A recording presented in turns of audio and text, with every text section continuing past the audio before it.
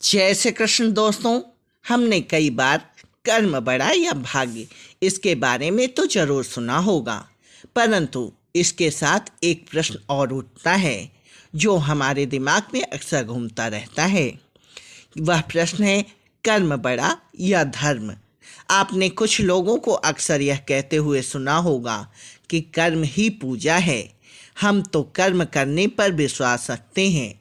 तो क्या आपको भी लगता है कि सिर्फ कर्म ही सब कुछ है, धर्म आपके जीवन में कोई स्थान नहीं रखता? तो चलिए दोस्तों, एक कहानी के माध्यम से हम लोग जानते हैं कि कर्म बड़ा है या धर्म। एक समय की बात है, धर्म और कर्म आपस में लड़ने लगे कि हम दोनों में बड़ा कौन है। तब वह लड़ते हुए न्याय मांगने के लिए राजा विक्रमादित्य के पास पहुँचे। उस समय राजा विक्रमादित्य जैसा न्यायप्रिय कोई और नहीं था। उनके न्याय की प्रसिद्धि चारों तरफ फैली हुई थी। जब विक्रमादित्य ने कर्म और धर्म को अपनी राज्यसभा में देखा तो उनके आने का कारण पूछा और उनका अभिवादन किया। तब कर्म और धर्म ने कहा, हम आपके राज दरबार में न्याय मांगने के लिए आए हैं। हम जानना चाहते हैं कि हम दोनों में बड़ा और श्रेष्ठ कौन है।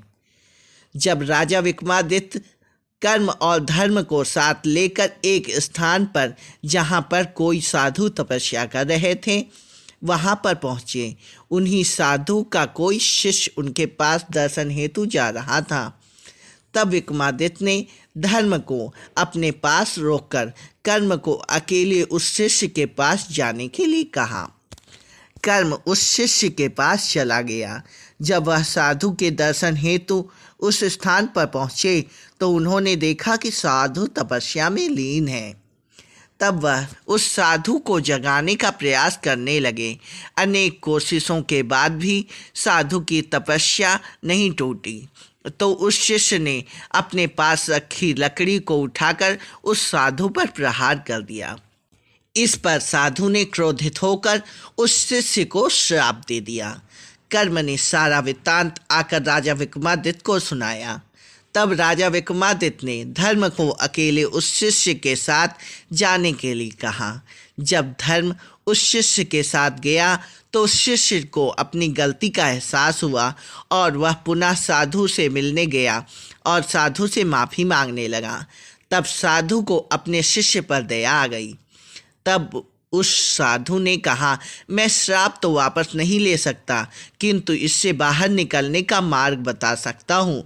इस प्रकार उस साधु ने शिष्य को श्राप से बाहर निकलने का मार्ग बताकर उसका जीवन खुशियों से भर दिया। जब धर्म पुनः विक्रमादित्य के पास आया तब राजा विक्रमादित्य, धर्म व कर्म तीनों मिलकर राजा के दरबार में गए, जहाँ पर विक्रमादित्य ने अपना फैसला सुनाया।